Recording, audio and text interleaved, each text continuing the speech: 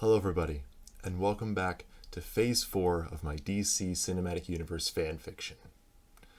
Now, if you haven't seen Phases 1, 2, or 3, I highly suggest clicking the card and going to watch those, as obviously what happens in this video picks up from where those left off. So, that being said, there is a lot to discuss in this Phase 4 despite there only being 8 projects, so let's go in and jump right into it.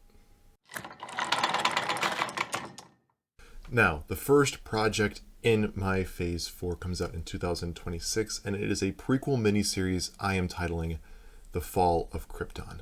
When the ancient Kryptonians thrived in their utopia, they had been revered on their planet for their explorations.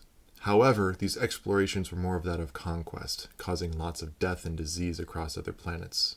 Due to all of this death, this actually gets the attention of Nekron, the leader of the Black Lantern Corps. Nekron then goes to Krypton to wage war against the Kryptonians to show them who the true god of death really is. Now, the Kryptonians are barely able to defeat Nekron, with the finishing blow coming from breaking the head off of Nekron's staff. The Kryptonians decide to step aside from exploring and decide to instead invest their resources into their military and defenses. And to ensure that no future generations ever try to explore and that this plan does follow through, they decide to create artificial insemination by creating the Codex, which then inscribes all future Kryptonian births to have a purpose given to them to their birth for their entire lives, which we do see a bit in Man of Steel. The item that they imprint this Codex on happens to be the head of the staff of Nekron, which in my opinion answers the question of why the Codex is a skull in the Man of Steel. However, unbeknownst to the Kryptonians, the head of the staff of Nekron also slowly poisons their planet. Combined with the artificiality of their births and the planet at that point forward, this creates the imbalance and slowly kills the planet until the events of Man of Steel. The next movie in my Phase 4 is Batman Doom. And this movie opens with Bruce walking out into a grave site mourning the losses of his parents and Jason. This is all done over a montage of Batman being much more gruesome to criminals, and the Justice League, of course, being worried about him throughout the Watchtower, the Hall of Justice, and his own family within the Batcave. And around the same time on the news, you hear about a new vigilante forming in Gotham. This happens to be an individual in a leather jacket and a red motorcycle helmet the media dubs the Red Hood. Batman and Nightwing end up going out to begin an investigation into the Red Hood, while leaving Tim back with Alfred to begin his training. While out and making some headway into the case, there is an ambush back in the Batcave, leaving Alfred and Tim unconscious. This turns out to be Mirror Master and Ma'alefa'ak. They make their way into the Batcave, into the Batcomputer, and download some plans that you might be able to see where this is going. It is here that Batman and Nightwing race back to the Batcave to discover that Alfred and Tim are perfectly fine and everything in the cave is exactly the way it was left. It's as if they just fell asleep randomly. The story I'm obviously using here is a combination of the Tower of Babel and Justice League Doom, where Batman has contingencies secretly hidden in his Batcomputer on how to take out each of the Justice League members. These plans were stolen by the Red Hood through Ma'alefa'ak and Mirror Master, with a team that also comprises of Cheetah, Metallo, Star Sapphire, and Dr. Sivana. The first of these incidents that the Bat family notices is Superman. When turning on the news, they notice that Superman did not deflect a bullet, but is instead seemingly dying in front of them. It is then when Batman gets a call from the Flash, and the Flash explains his issue of having the bomb strapped to his wrist. Batman quickly pieces it together and notices that there were plans that were stolen from the computer, as Mirror Master and Ma'alefa'ak didn't cover their tracks super well. And so this is where Batman, of course, goes through his classic, "The Justice League are being under attack." Dick Grayson responds, "By who?" Batman, of course, "By me," in my very bad Batman voice.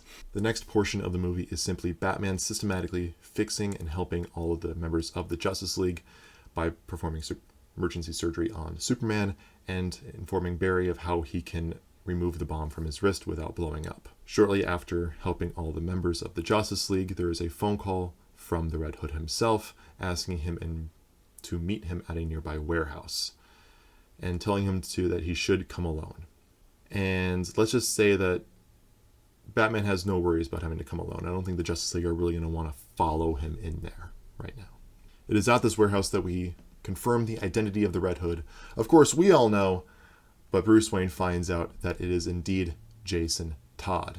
His master plan being that he wanted to become a big enough threat to Batman by attacking the Justice League, the people that Bruce cares for.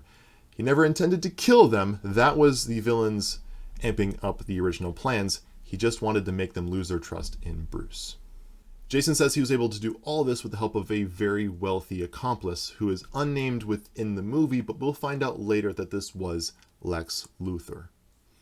Just to get back at Batman and get him into this warehouse where he has somebody else with them. This is in fact the Joker, and Jason explains that he forgives Batman for not making it in time to save him at the end of Batman number 2, and that he isn't mad that he died, but that he is furious with Batman for not breaking his one rule just one time to kill the Joker and prevent so many other deaths from coming from that madman, and to make Jason the last person that the Joker would ever hurt.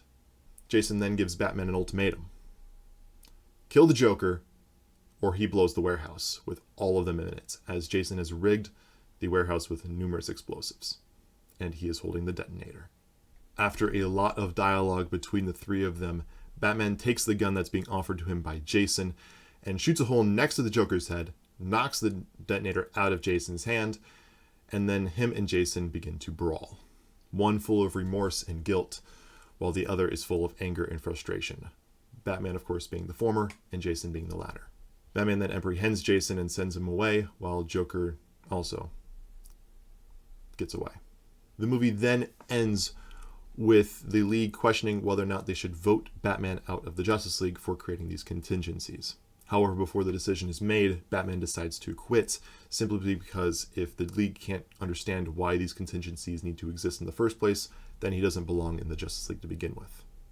As Batman leaves the Watchtower, Superman walks up to him and asks him one-on-one what the plan would be if he were to ever go bad. All these plans exist for all these other heroes. What about him?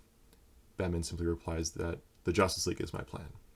Superman simply nods and without saying a word hands Batman a shard of kryptonite, showing that Batman truly isn't 100% alone, as Superman lends Batman, of course, his greatest weakness. After the wake of events from Justice League Dark with Enchantress and the events of Batman Doom, the Justice League aren't doing too terribly well right now. Lex Luthor notices this and uses the knowledge gained from Batman's contingencies and Red Hood's plan from Batman Doom, and stockpiling kryptonite for one last attempt at Superman's life. Since Batman left the Justice League, he uses this as his timing for his opportunity. Lex Luthor continues his ongoing investigation on discovering who the identity of Superman truly is, and he actually puts together the final pieces of this puzzle, discovering that it is indeed investigative reporter Clark Kent. After putting all these resources together, which includes a meeting with past Superman villain Metallo, Luthor kills him just to salvage the suit for himself, creating his massive mech suit, much more powerful than the one he had in the Trinity film from Phase 1. The final battle between the iconic hero and villain would begin with Lex Luthor threatening Clark's son John, who at this point in the story is no older than about 5 or 6. The battle will then end with a self-sacrifice from Luthor to try to kill the Man of Steel, which nearly works. Clark is put into a coma, however, and wakes up months later in the Watchtower, witnessing the coming of Darkseid. Starting off 2027, I have Shazam 3. To start the movie, I have it pick up by saying where our heroes have been since the last time we saw them. And for example, we talked about Darla and Eugene, and we see that they're exploring the Rock of Eternity, and there's only one room that they have left to explore, as they cannot find a key or they cannot find a spell that would open up this chamber. We then notice that Black Adam makes his way back to Earth after thousands of years of traveling through the cosmos, and declares that he shall finish his final battle with the wizard Shazam. Billy then hears the cry for Shazam and goes to investigate, finding only a mysterious man in a black suit with that golden lightning bolt looking very similar to that of his Marvel family. He eventually brings him back to the Rock of Eternity and decides that he can be a hero for now while they learn who he is. Very much in Billy's nature to kind of jump that gun. Adam does go along with this for a time just so he can get back to the Rock of Eternity and investigate, looking for not only the wizard Shazam, but Adrianna as well. Adam joins Eugene and Darla on one of their adventures and is able to actually open up this chamber. Inside is the body of Adrianna Tomez, as if no time has passed. She is then awoken by his presence and is put into complete shock. After this commotion, the family then shows back up into this chamber, and Adam then blames Billy, who of course now he sees is the new champion of the wizard Shazam, and blames him again for kidnapping Adrianna, and goes into a fit of rage, claiming that since he cannot kill the wizard Shazam, that Billy will now suffice. They hold off Adam long enough for him to be sent back, and they get some time alone with Adrianna. And this is where she explains about who she is, who Adam is, and what is going on. The wizard, way back when she was put into her sleep, had given her the knowledge through magic that she would be protected by this amulet she wears around her neck, the Amulet of Isis. The movie then ends with the climactic fight between the Marvel family with Adrianna against Black Adam. And Adrianna, during this fight, realizes that the Adam that she has once known is truly gone, and decides that the world not only can't exist with Adam in it, she is also not made for this modern world. After spending some amount of time exploring with the Marvel family as non-superheroes in their kid forms, and decides that she will defeat Adam by sacrificing herself to kill her and Adam together. Continuing in 2027, I have Supergirl, and this will also be a prequel like the Fall of Krypton, and will take place shortly before the events of Man of Steel. Back in this time, we see Krypton, and it's in its beginning of its final days. Jor and Zor-El, as well as General Zod, are leaving a Krypton council meeting, and Zor-El decides to go back and meet with his family, as he is a very big family man and father to a young, brilliant daughter, Kara. An important detail about the Kryptonians is that due to the Codex artificially creating the population, everyone is given a purpose or a role in their society upon their birth. And for Kara, her purpose is to protect Kryptonian culture. So, from a young age, she got a job at a Kryptonian museum. The Kryptonian Council is discussing of what they should be doing about the inevitable heat death of their planet, and that is stopped when they get a message from Brainiac, and that the people of Kandor will be sacrificed and put into his collection, and there's nothing that they can be able to do about it.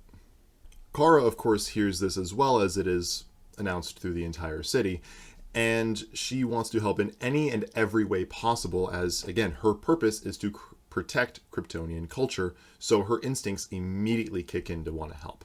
However, because everyone has been discussing of what to do about the heat death of the universe, the plan to have Kara look after the unborn Kal-El has already been started. As a side note, Lar-El, Superman's mother, is currently pregnant with Kal-El. She eventually goes behind everyone's back and decides to try to help in any way she can anyways. However, because of strict Kryptonian rules, she is placed in prison, and this is where she meets an interesting character by the name of Lobo, who is a Zarnian outlaw who is also imprisoned in this Kryptonian prison. While Kara is behind bars, and throughout the next portion of the movie, the family does try to get her out. However, bureaucracy sucks, especially Kryptonian bureaucracy, and is moving at the speed of snail. And so Kara eventually escapes with the help of Lobo, and the two find his Zarnian space cycle and go off to try to defeat Brainiac, all while learning about Lobo's history with Brainiac, as Brainiac once actually took part of his home planet. While aboard Brainiac's ship, Kara and Lobo are quickly dispatched and sent into a living exhibit on his ship, while Brainiac goes off and steals the city of Kandor. This event dooms the planet's destruction from about a decade to less than a couple of days. And just so you know, this all happens again just before the events of Man of Steel would take place, where those events you see in the beginning of Man of Steel happen in the city of Kryptonopolis, as opposed to the city of Kandor. This allows the Council of Krypton to escape Kandor for Kryptonopolis as a form of shelter from Brainiac. This way, Kandor gets stolen, and the events of Man of Steel happen as normal. I would then retcon some events in Man of Steel to at least reference the destruction of Kandor in some regard, whether Brainiac's name is explicitly mentioned. I couldn't care less one way or another, but to at least acknowledge the destruction or the thievery of Kandor. Before the planet is finally destroyed, Kara's family, who are currently in Argo City, where she is originally from, they send a final one-way message out to Kara. A message that informs her that she should not return to Krypton, as the planet is doomed and everybody on it. That her purpose has been extended out to protect the one last surviving son of Krypton. That, of course, is Kal-El, who was recently shot out into space towards Earth. That she should follow him, protect him, and teach him their ways and help bridge him into his new life on Earth. This message will, of course, be cut off by the destruction of the planets as Kara watches it, and her using her intelligence and Lobo's strength, the two of them break out of Brainiac's ship by blowing up part of it. With nowhere else to go, Kara asks Lobo if he can take her to Earth, and explains that, well, it's going to be a long journey. Kara replies with, all I have is time and all I need is my family. Now, on their way to Earth, Kara and Lobo are discovered by an apocalyptian battleship. Here, they are taken and boom-tubed back to Apocalypse. And in the second post-credit scene, Kara is taken to be put into the orphanage by Desaad and Granny Goodness. It is here that she is also discovered to be Kryptonian and is taken directly to Darkseid. Using her DNA, Desaad then heads to the ship that Kara had used and starts the creation of the abomination that we all know as Doomsday.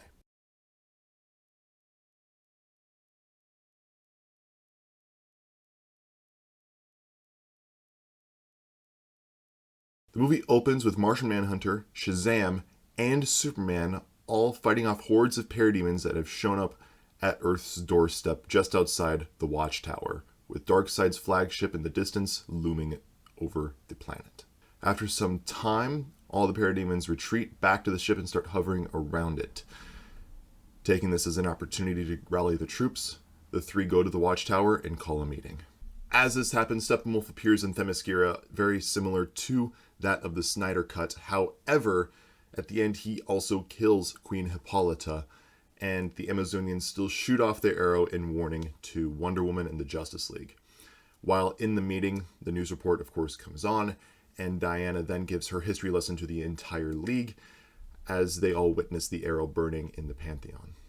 Shortly after the history lesson, Hal and John decide to go and investigate Sinestro as being the Yellow Lanterns of Fear, and the parademons feeding off of that, there might be some connection or way that Sinestro could even help in this scenario. Steppenwolf then starts interrogating Atlanteans about the location of the Atlantean Mother Box. And then while in Atlantis, he defeats Mera and Aqualad, who are defending said Mother Box, and the parademons then kidnap those two heroes and bring them back to Apocalypse. While all this is happening, parademons are also kidnapping humans and taking them underneath the Gotham Harbor, just like again in Snyder's Justice League. This is where a team of heroes, and it can be a very similar team to what we see in the Snyder Cut, run into Batman, as of course he is also going in, as this is taking place in Gotham, and Batman joins up this group of heroes as, remember, at this point in the story, Batman is not a member of the Justice League. Hal Jordan and Jon Stewart then find Sinestro in the cosmos as the Yellow Lantern's numbers have greatly diminished. Sinestro then explains that while recruiting to form a planet similar to Oa but for Yellow Lanterns, Darkseid and the Parademons then invaded them, as of course feeding off their power of fear. Arkillo then was able to sacrifice himself with a number of the Yellow Lanterns to allow the rest of them to escape and have been living in refuge since. Sinestro then has a thought form in his head with Arkillo's sacrifice that they might still be Yellow Lanterns, but they might not have to commit to a life of evil and preying on the fear of others. But maybe they could turn the fear against their enemies. He then joins Hal and Jon in the fight against Darkseid. Now, back to Steppenwolf interrogating prisoners underneath Gotham Harbor. While this happens, Cyborg and his father, who at this point in my story has started to become more like what we see in Snyder's Vision, rather than my more villainous interpretation in the Teen Titans movie, where Cyborg and Silas, after a human fesses up about where he saw the mother box, this can be a similar character to the janitor we see in Snyder's Vision. Silas and Cyborg then race off to get to the mother box before Steppenwolf, and we get a similar sacrifice from Silas Stone that we see in Snyder's Vision to mark the mother box. At this point, because the threat is so big, the Justice League and the Titans team up with the JLD and the Suicide Squad, as they're going to need every possible hand on deck, regardless of affiliation, as this is too big of a common enemy. Clark then calls his family to see if they're okay, and Bruce assures him that since they are far away from any major city, they should be safe on the Kent farm. Desaad travels down to Earth to exchange the mother boxes back to Darkseid and gives Steppenwolf Doomsday. And this is where the final battle would begin. And to start off, there'll be two notable injuries to our heroes. Aquaman would lose his left forearm, and Shazam would lose his right leg just below the knee. 4 deaths are also notable. Hal Jordan and Sinestro are vaporized by Darkseid's Omega Beams, and Wally West is also seen to be vaporized. Superman and Doomsday classically take each other out. As the battle winds down and we see all those deaths and injuries occur, Desaad and Granny Goodness start rounding up and boom-tubing prisoners back into the flagship. While this happens, Cyborg and the rest of the remaining heroes go to Batman's troop carrier, which Cyborg then powers up to be able to handle space travel and try to attempt a rescue mission. The ship then leaves Earth's atmosphere and chases after this flagship until the flagship itself is boom-tubed away. Of course, to Apocalypse, but our heroes, of course, do not know that. They just see the ship fly away. And as if all seemed lost, Darkseid is back on Earth with our heroes nowhere near him and initiates the Unity, destroying all life and all resources on planet Earth. He then begins his search for the anti-life equation. 2 post-credit scenes appear after this movie. We get to see inside of the orphanage as the captured are taken there. Here we meet Lobo and another man who is chained up to the point where you can't even recognize who it is. And of course we see a nearby room that is emitting a very low, deep red light. This, of course, is Supergirl's chamber. In the second post-credit scene, prior to the formation of the Unity, we see a creepy individual talking to himself about the impending apocalypse and the coming of the god of death.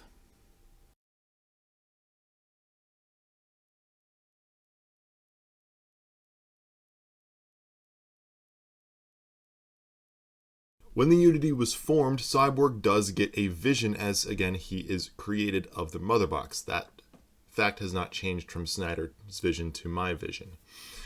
And so he's going to get a vision on the history of these machines and learning that they are what's called a change machine. And you kind of get the similar explanation of what that is to what we see in the Snyder Cut before the revival of Superman. So Cyborg explains to the teams the power that these have, and that inspires the team to know that there might be some hope after all.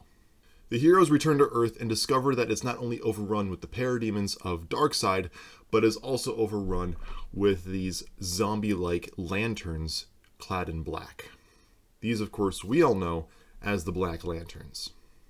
We then cut to Darkseid talking to his team about Nekron overrunning the planets, and Darkseid says that as long as Nekron's goal does not interfere with the anti-life equation, then Nekron will not be a threat. In the meantime, use the Black Lanterns and Nekron as a distraction for the heroes, so that way that buys them as much time as possible to search for the entire equation, which throughout the film, Darkseid will continue to make progress in deciphering the equation. We then get an update from Nekron and the Black Hand themselves and what their goals in this are, in that they are looking for the head of Nekron's staff lost in the ancient battle with the Kryptonians that we saw in the Fall of Krypton miniseries at the beginning of this phase. Now, the thing is about the head of staff Nekron, just as a quick update, is the codex that was taken by Jor-El in the beginning events of Man of Steel that was imprinted into Kal-El Superman Clark Kent, who, again, remember, is already dead on the planet. Since the Unity has essentially scattered everything across the planet, the location of their most recent battle is actually pretty difficult to find, and everything that was there is been blown away or blown to smithereens. So the heroes decide to split into two teams. One to destroy the Unity and gather a mother box, and the other to try to find Clark's body. All of this happens. Darkseid searches the surface for that anti-life equation and discovers nearly the entire part. All he needs is the key to the loss of free will. I will also mention this here. Darkseid looking for the key to the loss of free will means he is also looking for the codex from Superman's corpse. So, the reason why the codex is the source of the loss of free will is because when the Kryptonians first built it, they had created it to remove free will from their people by giving them their purpose at birth, removing all elements of choice from their future life. So, Darkseid, Nekron, and our heroes are all in a race for Superman's body. The team of heroes that are searching for the Unity find it, but it is guarded by Steppenwolf. As the team tries to take down Steppenwolf in this massive fight, Steppenwolf is able to kill Talia al Ghul and the Joker. And as this fight starts, the team that is looking for Superman's body begins in a battle with Nekron. And at first, of course, this battle does not start very well for our heroes. The Black Hand is the first individual to actually find Superman's corpse. And with the powers given him by Nekron, he is able to extract the codex from Superman's dead body, as if you remember from Man of Steel, Superman does not need to be alive for the codex to be extracted. While back in the battle with Nekron, as it seems that Nekron is going to win this battle over our heroes, a white beam of light appears out of thin air, and out of it comes Hal Jordan and Sinestro, clad in white. And now, with the help of the newly emerged White Lanterns, they are able to defeat Nekron in this part of the climactic battles. Meanwhile, at the Unity, Steppenwolf is also defeated by our heroes, but the Unity cannot simply just be removed or opened. It's going to have to take some self-sacrifice. Cyborg, being made of the mother boxes, sacrifices himself to remove and destroy as many of the mother boxes as possible. Now, the Black Hand is now completely siphoned the codex from Superman's body and starts racing back to try to find Nekron as he is intercepted by Darkseid, who steals the codex from him, crushes his head, and deciphers the final part of the anti-life equation. Our heroes then meet up again and also find Superman's body sometime later. Now, what they do is they're able to use the mother box to revive the Man of Steel. And as they do this, Superman wakes up in a fit of pure terror. He doesn't have a Pet Cemetery-like moment from Snyder's Justice League. He instead just wakes up and is in complete shock, notices the world is destroyed around him. Without saying a word to his fellow heroes, he races off towards Kansas to try to find his family. Darkseid, noticing this in the distance, as the Black Hand was able to make some amount of distance away from Superman's body, follows the Man of Steel. Shortly after all of this happens, Madame Xanadu gets a premonition. Now, the premonition of what she's actually seeing is Superman being controlled by the anti-life equation. However, since the anti-life equation is based on mathematics and not magic, her vision is a bit clouded, and this adds a level of paranoia to our heroes, leading into the finale of the second part. As Clark is scouring the Kent farm, he finds all of the bodies of his family, lifeless. And behind him, you start hearing the formula.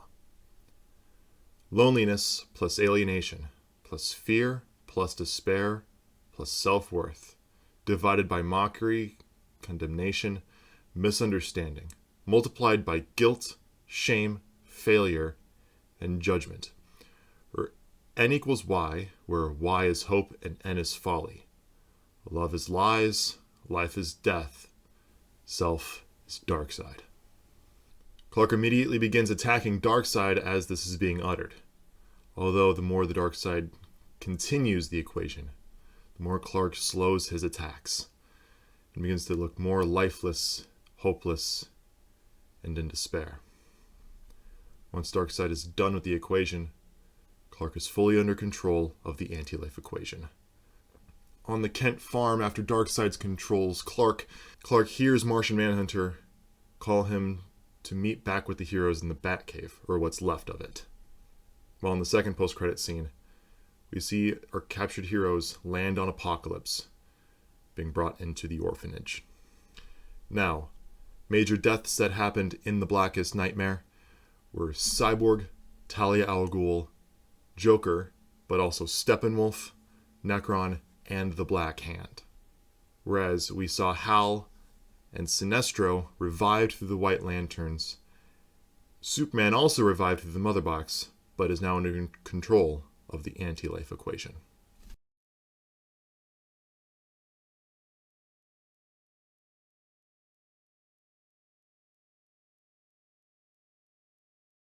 Now, the final installment of my saga in my DC Cinematic Universe. Close out 2028, Justice League Omega. The movie opens up right where we left off with Blackest Night, with Superman's revival. Only this time we stay with the team, and as Superman runs off, the team decides that Martian Manhunter should just communicate with Superman to let him know that they're going to be at the Batcave, and they expect to rendezvous about planning what the next part of their plan against Darkseid will be. We then switch settings to about the same time period as one of our past post-credit scenes, where our captured heroes from Justice League 3 are brought to Apokolips. This is where we get a more formal introduction to the character of Granny Goodness. She decides to show them all an example. She takes Captain Boomerang, who is clearly the most paranoid of all of the captured characters, and turns him into a parademon. Shortly after the shock of Boomerang's transformation, they are then brought into the cells where they do meet Lobo, the chained up man, and see the Red Room, where we of course know that's where Supergirl is. Back on Earth, we reconvene with our heroes in the Batcave as they discuss the plan for taking out Darkseid and saving what they can of Earth. This is when Superman of course shows up, and Martian Manhunter and Raven communicate with his mind and emotions while Deadman attempts to possess him, as he is clearly off and not responding. All three of them come to the same conclusion with the confirmation from Madame Xanadu's premonition that Superman is actually not on their side. This is further confirmed when Superman grabs Katana and stabs her with it. Of course, stealing her soul within the sword. Hal and Sinestro instantly bind Superman down, or at least attempt to bind Superman down, while Batman and Martian Manhunter quickly organize a lot of the magical heroes to begin attacking Superman. This, of course, being Raven, Shazam, Constantine, and Enchantress. Martian Manhunter is able to also use his shape-shifting powers to distract Superman long enough for Shade the Changing Man to teleport everybody away. This works for everybody, of course, except Enchantress, who is too slow to make it back to Shade and is also killed by Superman. Once safe from Superman, Constantine, Raven, Shade, and Xanadu begin an enchantment to hide and conceal themselves from Darkseid and Superman.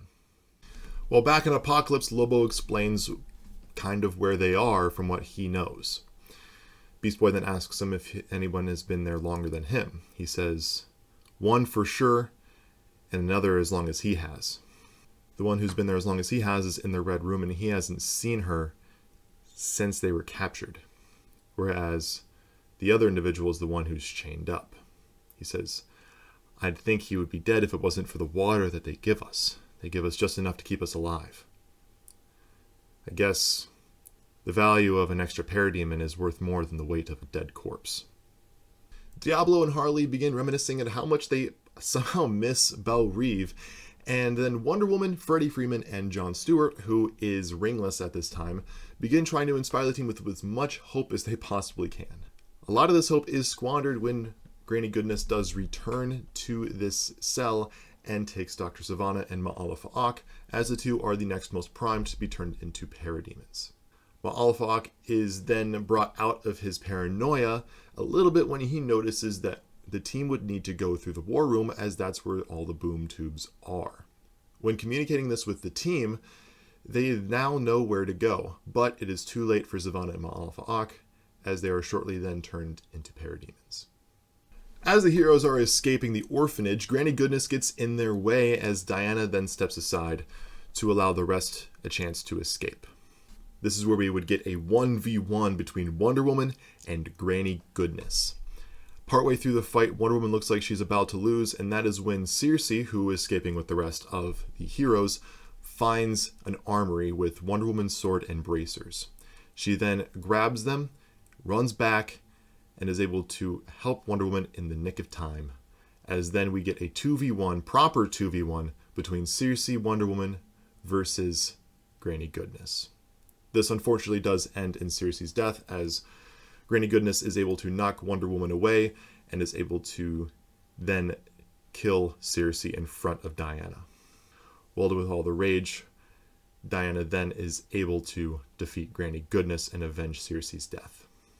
Along the way to the war room, they also notice that this individual who was completely chained up is now miraculously freed. This man reveals himself to not have a name, but of course we know him as Mr. Miracle, who would end up becoming scot-free.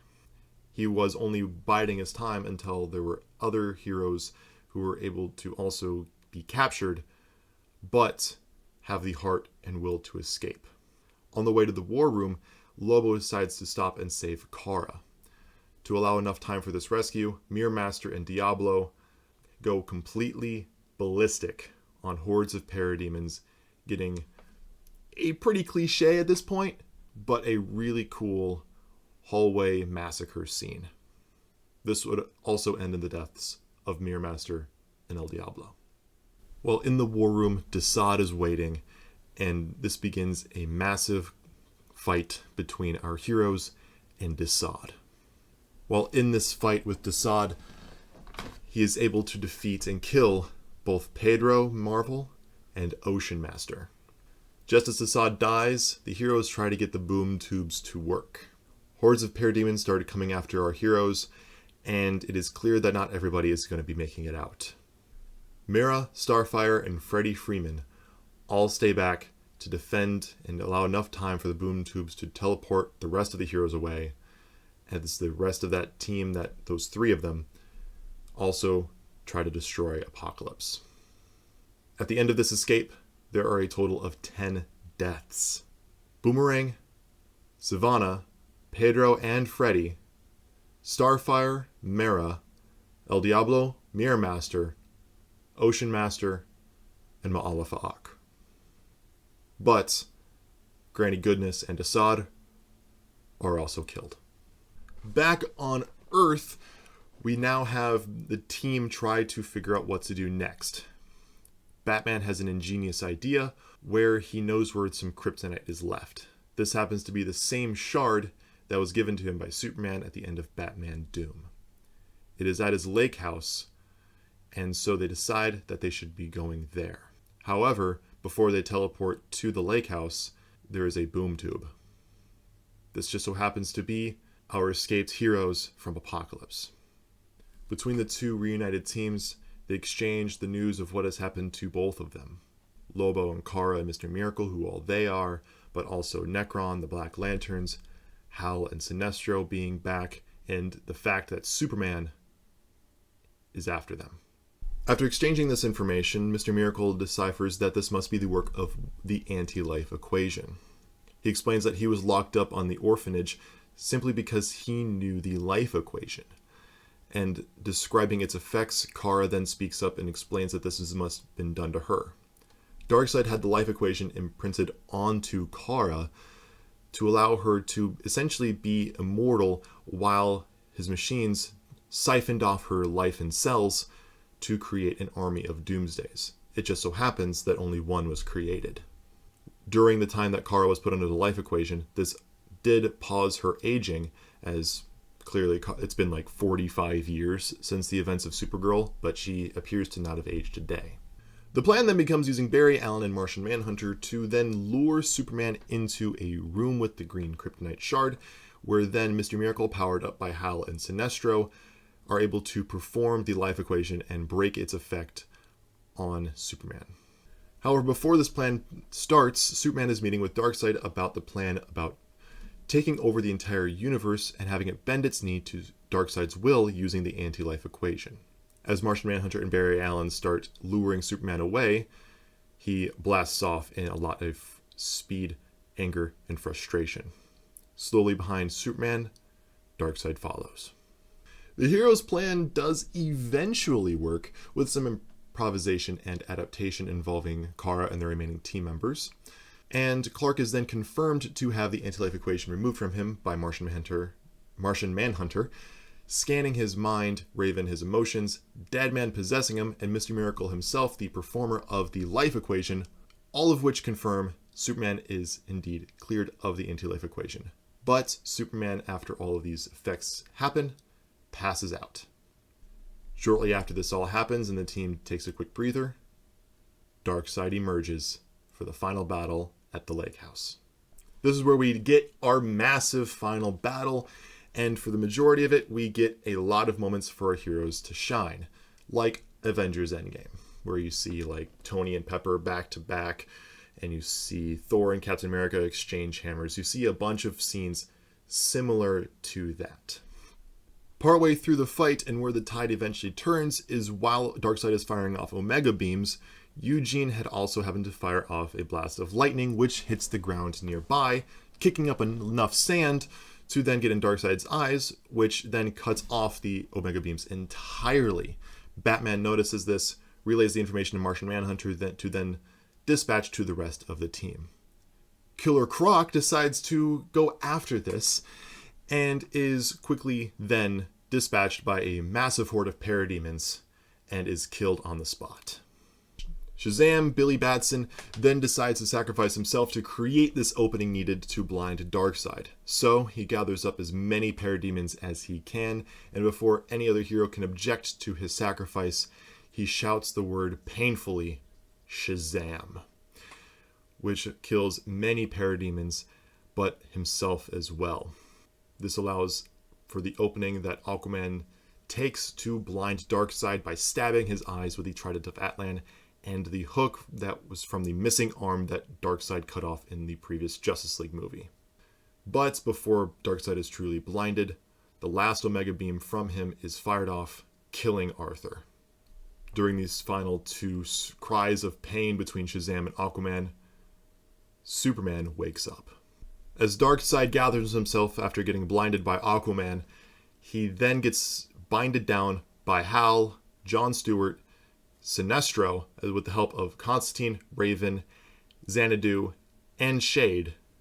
And then Superman shows up, begins firing an unhinged blast of heat vision straight at Darkseid, with the help of Kara right next to him, also firing off a massive blast. One by one, all of our heroes begin firing their strongest attacks towards this new god. And with each combined power of all of our heroes, slowly, piece by piece, Darkseid begins to fade away, until all the heroes are hitting nothing but the dirt beneath their feet. The team then begins discussing on how they're going to revive humanity. Hal and Sinestro, being newly appointed White Lanterns, are asked if they are powerful enough to revive humanity. However, they are not powerful enough, and nothing like this has ever even been attempted before. If any movement in this journey is going to be made, they will need to speak to Entity, the leader of the White Lanterns. As the two go off and speak with Entity, they discover that any life that was given in the final battle cannot be brought back, because the weight of the power that is Entity has to be understood. And the two of them would need to fuse with Entity to provide enough power to revive something as grand as that. Hal and Sinestro give each other one quick look and agree that this will be the last act that they will perform, reviving all of humanity at the price of their own and all the heroes who gave their life in the final battle. Now, not all characters who died are unable to be revived. If they had died off planets and were not turned into a parademon, they will be able to survive. This group includes Circe, Mera, Freddy and Pedro Marvel, Starfire, Diablo, Mirror Master, and Ocean Master. The final deaths of this film are Aquaman and Shazam. Hal Jordan and Sinestro are effectively killed by combining themselves with Entity. Killer Croc, Katana, Ma'alefa'ak, Captain Boomerang, Dr. Savannah, and Enchantress. The saga ends with all of our heroes reunited with long-lost loved ones, looking at a sunrise on a revived universe. Thank you all so much for watching this series. I've had so much fun writing all of these movies. It all started back in 2020, shortly after Birds of Prey had come out. I was not super happy with where DC was at the time. And so when something's not done the way you want it, you do it yourself. I decided to put phase 1, which was already in my head, on paper. And then soon after phase 2 came about, phase 3, and of course phase 4. Edits have continued off and on since that weekend, up to even recording this video. Edits were being made in between recordings. This has just been a fun little side project in my life, and I'm glad that all of you have decided to take some time out of your day and watch these videos. And if you have any thoughts at all, what things you liked, things you didn't like, things you would have done differently, put them in the section down below. Don't forget to subscribe, like this video, and thank you all again so much for watching, and have a very lovely